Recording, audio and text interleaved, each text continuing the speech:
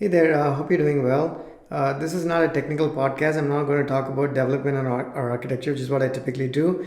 But I also do these videos occasionally, as few and far between they are, where I touch upon the subject of engineering, but slightly in a different context, right? So this particular video is about my experience in the last week and a half trying to interview for my next position. My contract ends next week. By end of next week, and this was a great project. I've thoroughly enjoyed my work. But all good things have to come to an end. It was a 6-month project, and we completed what we were tasked to do ahead of time, actually a little bit ahead of time. And then the project ends. So I'm going to miss the team. I had a good time, lovely people, small group of people, but very skillful, professional, good people, really, right? Folks that you actually enjoy working with. Now that I'm, moving, looking, interviewing for the next position, I've been doing this for a week and a half now, right? And it's been quite an experience. And I've not documented this. Things have changed. The way you interview, the way you have these conversations with recruiters, companies, and hiring managers has changed. Obviously, everything changes over a period of time. And this has changed as well. I've been meaning to document this. Not document it, but actually speak to it a little bit. But I think this time it's been fun as well. So I figured I'll speak to a little bit of my experience and then just call out for where I think things can improve, or I think they should improve, right? So here I go. Let's get started. I've just jotted down some notes, which is atypical for me. But I was like, okay, let's try to do this a little better. So I'm on this Snowpal platform right now. Let's just use the tool to doing this. The tool is very powerful, so if you haven't checked it out, please use it for your project management necessities and needs, whether you're in school, college, work, home, whatever it is that you do for a living, right? So let's start with my comments and suggestions, right? And this first video is me kind of talking to the hiring community out there, the management, hiring managers, and companies and organizations, not so much recruiters. I'll probably do a different video for that. And then a third one, or maybe more, for folks as myself who are interviewing for these positions, right? So this first one is just me trying to share my feedback on where I think things are lacking. I've been doing this for like about 2 decades now, and I love what I do. And if you worked with me, you probably acknowledge that.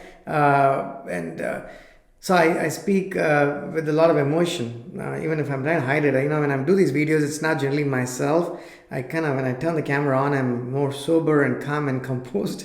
I don't know if that's my natural self. I'm a bit more animated. My natural self is a bit more animated, but all in good spirits, right? Okay, let me just do this while I'm talking. The first thing, right? I think the hiring managers or whoever is interviewing you, like I'm speaking to them now, right? So just keep that in mind. And also keep in mind that it's easy to suggest, recommend, and advise, and it's very difficult to imbibe and execute. I couldn't agree any more with that. But that said, I think this is constructive feedback to the larger world out there, in the interest of making lives a little bit easier and more fun for all of us, right? And I also speak to it as someone who interviews from a consulting standpoint to find work, to feed the business, but also as someone who hires people into the business or hiring people work for my clients when I work with the clients in these different architectural and engineering positions, right? So obviously, like most of us, I'm on both sides of the spectrum. So I'm speaking to the hiring managers, but I'm speaking to myself in that context too. First thing is allocate adequate time. I think it's very, very important, because what I've noticed is there's a crunch. I know time is important, that is very critical, but I think it's important that we have enough time, because if you end up hiring the wrong person, wrong people, it's going to cost you more. So might as well spend it enough time, because I don't know if interviews that are set up for like 30 minutes, I don't know if they're necessarily adequate. I think 30 minutes with one person is all right, but they're going to have multiple sessions. Sometimes I see that you have 30 minutes and there's like 4 people, and then you're trying to do many things, or you have like 3 hours and 3 or 4 different people. So adequate time, but it has to be reasonable time where people don't lose their attention, right? You have to remember that the candidate is being judged during the process of this interview. That's the purpose of the interview, right? You're signing up to being judged. So you need a little bit more time as a candidate. And if you feel like you have 30 minutes and then there's like four people asking questions and then there's a formality question at the end of the 29th minute saying, hey Chris, do you have any questions for us? I was like, even if I did, do we even have the time to actually have those questions asked or encouraged? Because it's not possible, right? You just have like 10 seconds left.